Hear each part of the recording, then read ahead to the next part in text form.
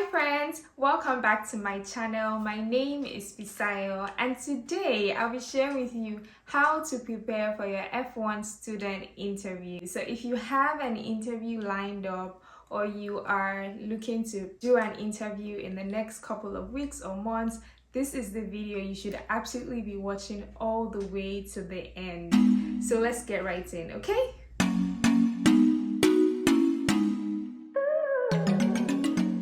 In this video, I'm going to be going from general tips on how to prepare for the interview, some sample questions you could possibly be asked and right answers for them, reasons why you could be rejected if you have a fully funded scholarship, reasons why you could be rejected if you have partial funding, and then what to do if you have just faced a rejection. I'm going to be putting timestamps on this video like I typically do on all my videos.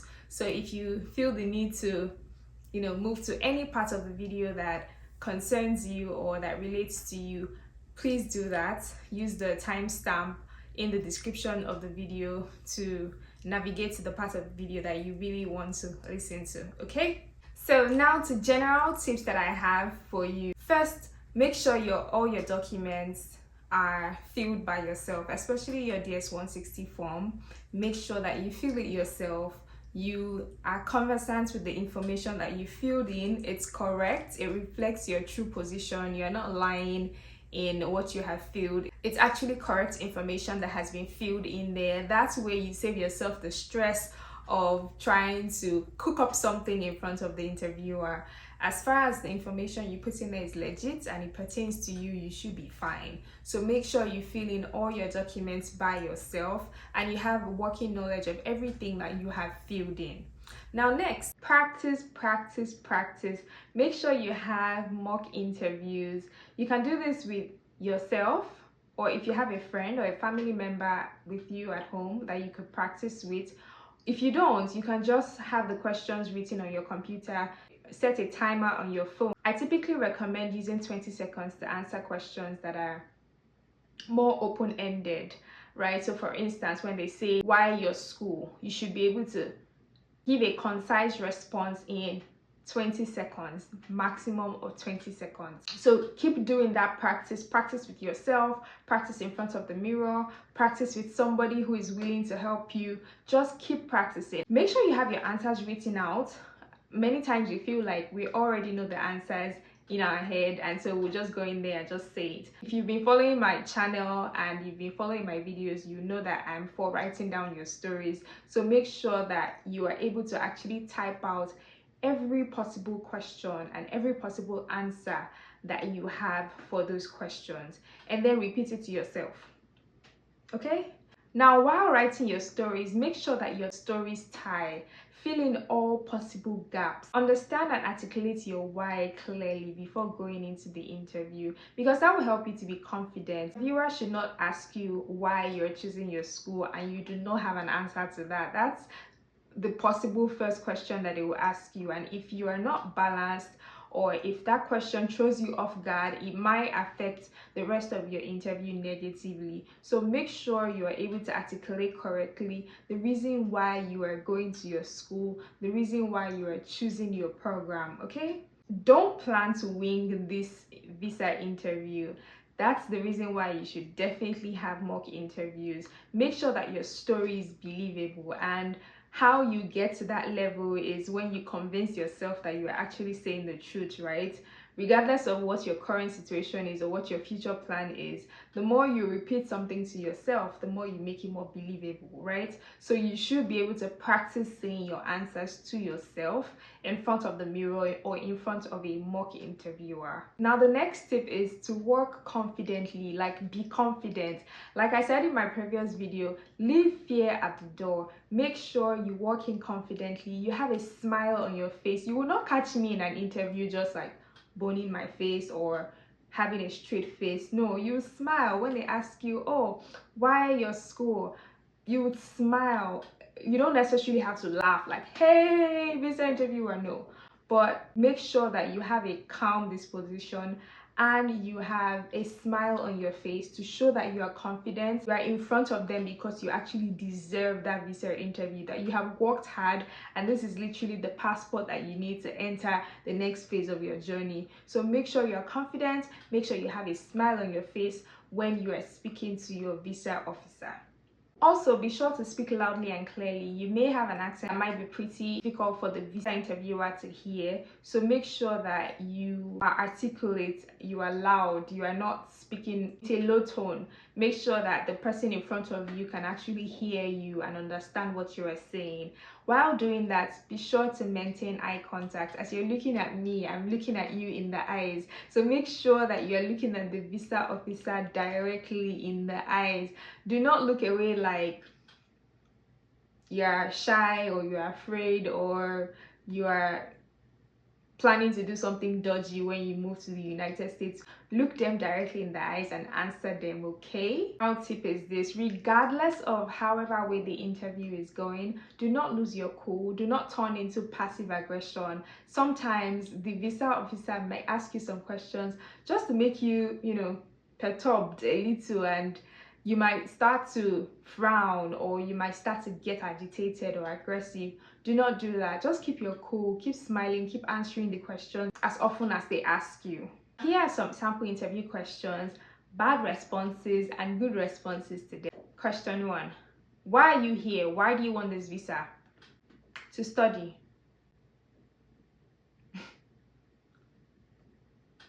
No. Why are you here? I'm here to get this visa to pursue my Master's of Business Administration at Arizona State University. That is a more explanatory yet concise answer. Second question. Why Arizona State University? Because it's a very good school. They have good professors and top ranked. No. I chose Arizona State University for 2 reasons. First, they are the #1 ranked school for innovation in the United States, which ties with my creative background. Secondly, they offered me a fully funded scholarship, which will mean that I'll have no financial obligations when I'm done with my program and I can come back to my country to take up a managerial role at my company. So if you look at that answer, it was less than 30 seconds. That answer, I allayed their fears of knowing whether I will come back to the country or not, right? I stated expressly that I wanted to come back to my country. Secondly, I also showed them the reason why the school was a good choice for me. So you need to do that work of finding out your why and then tying it to your story. Sample question number 3. How are you funding your education? A loan. How are you funding your education? I got a 40% scholarship from my school. The rest of it is going to be sponsored by my father. He's an investment banker and his bank statement has more than a combination of the deficit that I have to pay as well as my living expenses. Here is it. This is an answer to somebody who doesn't have fully funded scholarship. They're telling you exactly how they intend to fund their education and also giving you the evidence so that you don't have cause to doubt them. Another question that they could possibly ask you is, what is your post-grad school plan? To come back home? Not a good answer. I intend to leverage the knowledge that I have gained in my Master's of Agricultural Science program to come back home to start up a world-class agricultural venture where major players in the agricultural landscape can come together and transact meaningfully with each other. So with that answer, I'm telling them exactly what I plan to do after my grad school. I'm not just giving them a blank answer like, oh, I intend to come back home, or I intend to stay back, or I'm expatiating, but I'm not making my answer too long-winded, right? Now let's go into some of the reasons why you could possibly be rejected during your visa interview. This is not to put fear in your heart. This is just so that you know things that you should be aware of and you should try to mitigate them. Now, if you have a fully funded scholarship, you could be rejected if you are not confident. I'm sorry to break the news to you, but if you are not confident, if you are very timid, if you are not looking them in the eye, if you are not concise in your answers, if you are stuttering or blabbing or speaking too much, you may be rejected even if you have a fully funded scholarship. The second reason is if your documents are not complete or if you have not filled them correctly. So that's why I emphasized at the beginning of this video that you make sure that you fill your document, everything that you have filled in, so that when they ask you questions, you already know the answers. Now, the third reason that someone with a fully funded scholarship can possibly be rejected is if you have a poor justification for your program of choice. You need to be able to state clearly the reason why you are choosing that program. Some officers might ask you why you are doing that program if it doesn't tie with what you have done in the past, right? So you need to be able to make sure your story ties. You need to be able to point out something in the past that you have done that you intend to study and how it's going to also fit into your post-grad school plans. Now, the fourth reason is your past travel history. Many people might be rejected if they have in the past overstayed their welcome in the United States, or if they have criminal records, or if they have family members who are staying illegally in the United States and they have made this known to the visa officer, or if they've had challenges in the past with their visa to the United States. Maybe they had some denial because they falsified some records, or they overstayed how long they were supposed to stay for a period, or they had a different reason or intent for traveling. You're the only one that knows what your past travel history is. So if you're going for a visa interview, make sure you sit down with yourself and actually ask yourself these questions. What things do I have in my history that can stop me from getting this visa? Make sure you identify those things and bring out all the documents that you could possibly gather to defend yourself if the questions ever come up from the visa officer. Now, moving swiftly into the reasons why people with partial or no funding might be denied. Now, these reasons are in addition to some of the reasons that I've mentioned for full scholarship, but these ones are peculiar to people with partial funding. Now, first one is if you are going to a low-ranked school. The interviewer may want to ask you, so why are you choosing this school? Why are you not using a school in your home country since the school is low ranked? How are you going to be able to get a return on investment since you are going to take a loan to attend this school? You need to be able to tell the competitive advantage of this school. You need to be able to prove to the officer the reason why you are choosing this school and why it's important for you and for your journey. You need to be able to identify these things that sets the school apart regardless of the low rank of the school. The second reason, which is the most likely reason for people who have partial or no funding, is inadequate funding or insufficient ties to whoever is going to be a sponsor. And one thing to note, if your school is providing you with a loan, that is not your personal fund, right? Your personal fund is the money you have in your account, or the money that is in the account of your sponsor. That is your personal fund. So when your interviewer asks you how you intend to fund your education, make sure you mention the personal fund first, and then you supplement it with the loan that the school is giving you, or the loan that you are going to be receiving from a private loan facility. Now, in ensuring that your story is believable, you need to be able to prove ties with your sponsor. Your sponsor should not just be somebody that you just met yesterday, or somebody that you have absolutely no business with. Your sponsor needs to be somebody who is closely related to you and somebody who is not going to leave you, right, when you are in school. So if this sponsor is not an immediate family member like your father, your mother, your uncle, your aunt, if this person is a boss or this person is a superior, make sure that you are able to still prove that you are closely related or you have a close tie, whether it's work or business. you are able to prove that you have close ties with this person. It's extremely important. And like I said earlier on, as you are answering these questions, make sure that you are also providing the documents. You don't have to wait for them to say, oh, where is your bank statement? You can say that, oh, I have this amount of money in addition to this amount of money that my school has given to me, right? Either as financial aid or as loan, right? And you're bringing out your bank statement and showing it to them that this is how much you have. And make sure that the amount that is on your bank statement is at least 120% of your tuition. So that will cover for the actual tuition and your living expenses, because they want to know that the sponsor is not just sponsoring your tuition, you are also able to be catered for, like your living expenses, your day-to-day expenses are going to be catered for. The third reason why people with partial funding can possibly be rejected is if they are not able to show sufficient ties to their home country. If their post-grad school plans do not show that they intend to come back.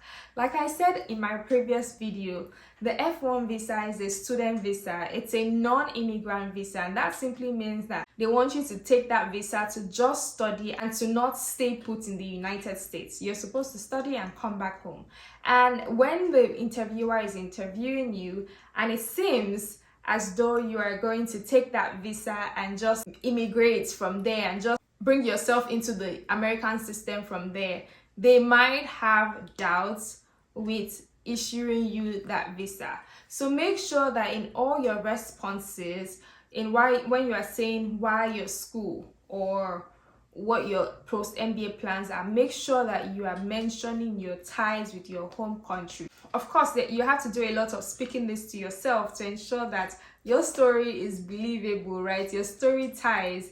You're supposed to convince yourself first, right? If you're not convincing yourself, then how can you convince somebody else? So make sure your justification for coming back home is believable, right? And you can sell that story to an interviewer. As always, it comes with practice. Now, to the final part of this video is what to do when you have been rejected. Now, I'm really sorry to hear that you have been rejected once, twice, 3 times. I am sorry to hear this. Rejection is difficult. It's difficult to be rejected in anything in life, right?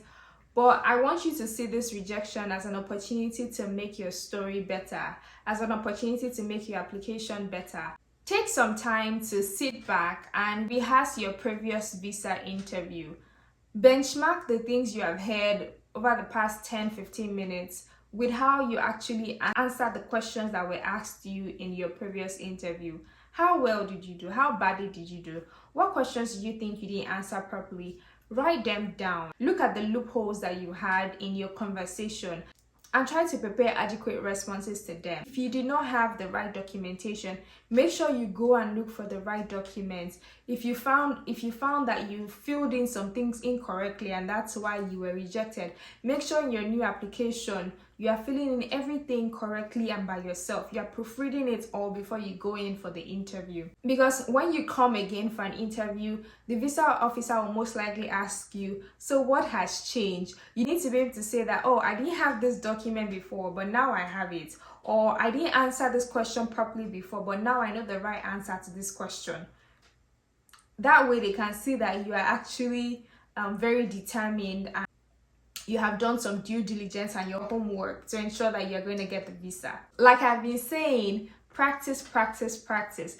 But if you have been rejected, you have to practice more, because rejection actually makes you less confident. Rejection makes you feel like you have failed at something. In order for you to boost your confidence back, you need to know your stuff. You need to know what you are saying, and this will come with practicing. So make sure that you do a lot of mock interviews with yourself or with your friends before going in again for the interview. Another tip is you just need to keep trying. You need to keep trying. I've heard instances where people are rejected once, twice, and then the third time they go for the interview, the interviewer sees their documents, asks them 1 or 2 questions, and is wondering why they were rejected in the past.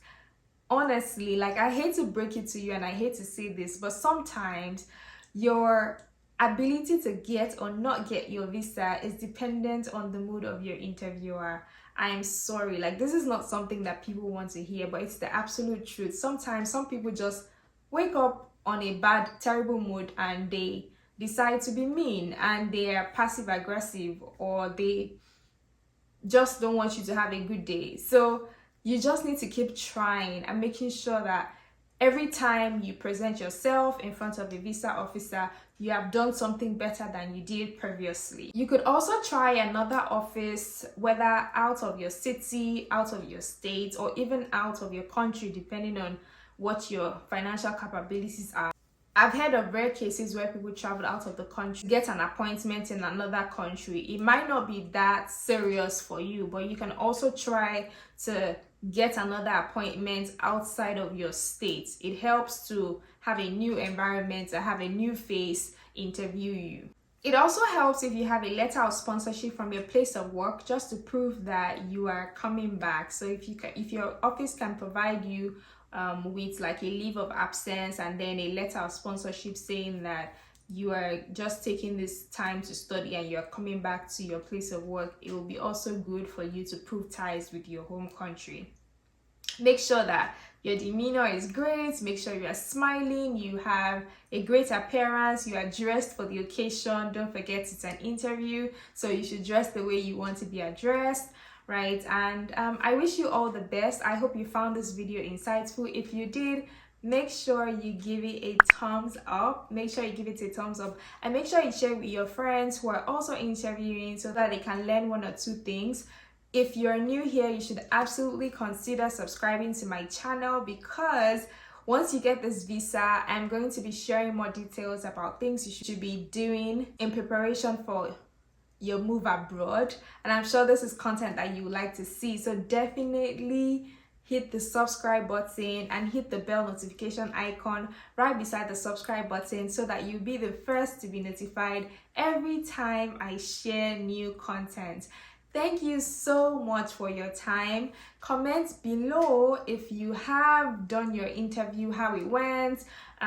If you're about to do your interview, let me know. If you have any questions at all following any of the things, any of the points that I've mentioned, be sure to drop it in the comments. If you're new here and you would like to say hello, please make sure you comment and introduce yourself in the comment section. I'll be there monitoring the comment section, replying people, so make sure that you comment. Thank you for watching my video again, and see you in my next video. Bye.